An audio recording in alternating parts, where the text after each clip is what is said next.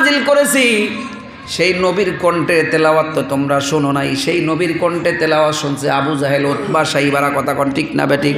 আমরা আখিরি জমানার পয়গম্বরের উম্মত হয়ে আমরা কিন্তু নবীকে দেখি নাই, নবীর তেলাওয়াতও আমরা শুনি নাই। নবীর তেলাওয়াত জিন শুইনা জিনেরা পর্যন্ত মুসলমান হয়ে গেছে।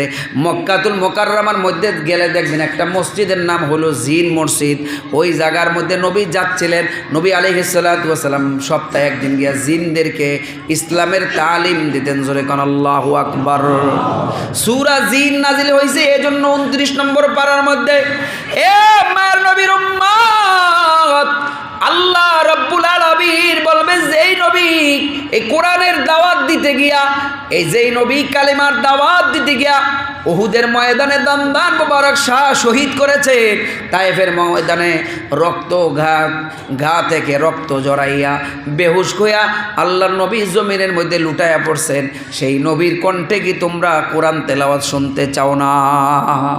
সব জান্নাতীরা বলবে আল্লাহ অবশ্যই আমরা আখিরি জামানার পয়গম্বর সরওয়ারে কায়নাত শাফিউল মুজনাবিন রাহমাতুল লিল আলামিনের কণ্ঠে আমরা কোরআন তেলাওয়াত শুনতে যাই। জোরে কোন আল্লাহু আকবার। আপনি আমি শুনতে চাই কি চাই না? কারা কারা চান হাত উঁচা করে? লিল্লাহে তাকবীর। আল্লাহ তুমি কবুল করিয়া নাও ও মালিক। আমাদের সবাইকে সেই জান্নাতি মাহফিলের মধ্যে আল্লাহ আমাদেরকে নবীর কণ্ঠে একটু কোরআন তেলাওয়াত শোনাইও। সেই লিস্টের মধ্যে আমাদের নামটাও ঢুকাইয়া দেও। জোরে বলেন আল্লাহুম্মা আমিন।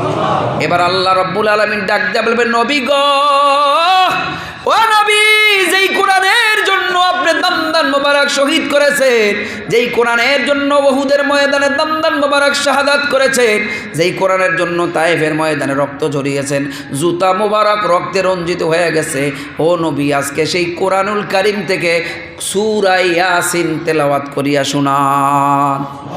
হাদিস শরীফের মধ্যে আছে আল্লাহর নবী বিশ্ব নবী রাহমাতুল লিল আলামিন বলে প্রত্যেক জিনিসের একটা কলিজা আছে। কোরআনের কলিজা হলো সূরা ইয়াসিন। জোরে কোন আল্লাহু আকবার। আল্লাহর নবী বিশ্ব নবী রাহমাতুল লিল আলামিন, আল্লাহ রাব্বুল আলামিন অনুরোধে সূরা ইয়াসিন পড়া শুরু। আল্লাহর নবী এভাবে তেলাওয়াত করবেন।